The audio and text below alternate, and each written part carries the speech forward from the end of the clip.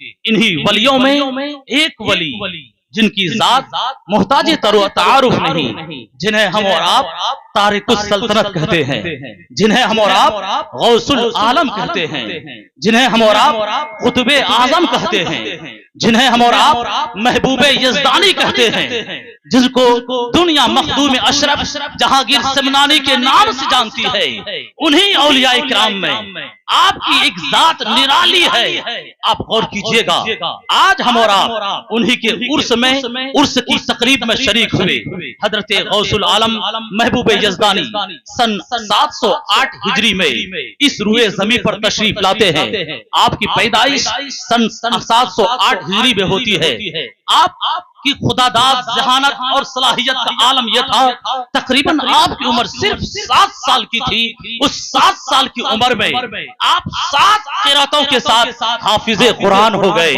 آج ہمارے گھر کا بچہ جب 7 سال کا ہوتا ہے تو صحیح سے ناظرہ قرآن نہیں پڑھ سکتا، لیکن وہ وقت کا غوث ہے، وہ وقت کا قطب ہے۔ اللہ نے وہ ذہانت عطا فرمائی تھی کہ 7 سال کی عمر ہے، 7 قراتوں کے ساتھ آپ حافظ قرآن ہوتے ہیں۔ اور اس کے بعد آپ جانتے ہیں جب آپ کی عمر تقریباً 14 سال کی ہوتی ہے،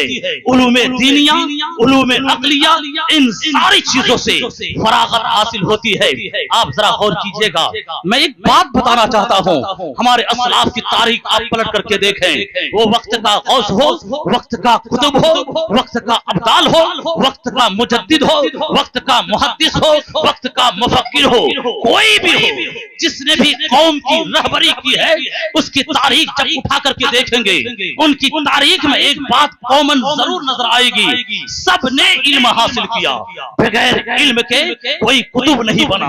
بغیر علم کے کوئی غوث نہیں بنا، بغیر علم کے کوئی مجدد نہیں بنا، بغیر علم کے کوئی مدرس نہیں بنا، سب نے علم حاصل کیا۔ یہ بات الگ ہے کہ کسی نے کچھ حاصل کیا، کچھ اللہ کی طرف سے عطا ہوا، کچھ کسبی علم ہوئے، کچھ عطائی علم دیا گیا،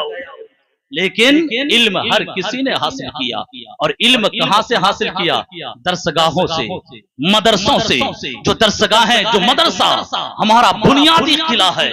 آج ہمارے قلعے کمزور پڑتے جا رہے ہیں۔ آج آپ دیکھیں ہمارا مدرسہ دن بدن کمزور ہوتا چلا جاتا ہے، اس کی تعلیم دن بدن کمزور ہوتی جا رہی ہے، وہاں پڑھنے والے ان کی علمی لیاقت دن بدن کمزور ہوتی چلی جا رہی ہے، جس کا نتیجہ یہ ہوتا ہے کہ آج ہم اگر بہترین مدرس تلاش کرتے ہیں تو ہمیں بہترین مدرس نہیں ملتا، ایک بہترین خطیب تلاش کرتے ہیں جو علمی اعتبار سے بہترین خطیب ہو، وہ خطیب نہیں ملتا، اگر مسجد کا بہترین ہم امام چاہتے ہیں تو ہماری مسجد میں بہترین امام نہیں ملتا، جبکہ آپ جانتے ہیں اسلام نے بتایا ہے کہ منصب امامت بہت اہم اعلیٰ عرفہ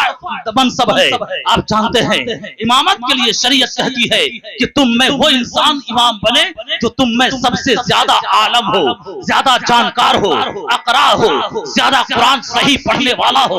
اگر مساوات ہو جائے حسن صوت والا ہو، اس میں بھی مساوات ہو جائے دیکھنے میں اچھا ہو۔ بہت سارے قیودات ہمارے مذہب نے ایک مسجد کا امام بننے کے لیے ہماری شریعت نے بتایا ہے، لیکن آج دیکھیں آج ہماری درسگاہوں کا حال یہ ہے کہ جب کوئی انسان کچھ کرنے کے لائق نہیں رہتا، پڑھانے کے لائق نہیں رہتا، تو ہم اسے مسجد کا امام بناتے ہیں۔ کیوں؟ اس لیے کہ ہمارا علمی معیار گھٹتا چلا جا رہا ہے، ہمارے مدرسے کھوکھلے ہوتے چلے جا رہے ہیں، ہماری توجہ مدرسوں سے ہٹتی چلی جا رہی ہے، جس کا نتیجہ یہ ہوتا ہے کہ ہمارے بچے پڑھنے والے وہ ہوتے ہیں جس نے علم ابھی مکمل ہی نہیں کیا کہ ذریعہ معاش کی پریشانی اسے آ کر کے گھر لے گھر لیتی ہے۔ ابھی 2-4 سال پڑھایا ہی تھا، رابعہ خامسہ تک پہنچے ہی تھے، گھر والے نے کہا بیٹا اب پڑھا نہیں پائیں گے، اب وہ ذریعہ معاش میں لگ جاتا ہے، روزی کمانے کے چکر میں پڑتا ہے، اب وہی امامت پکڑتا ہے، وہی نعت خوانی شروع کرتا ہے۔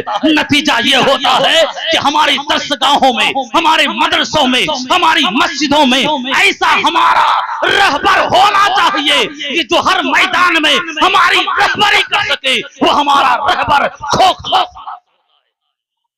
اس لیے ضرورت اس بات کی ہے کہ ہم اپنے مدرسوں میں، جیسے یہ آپ کا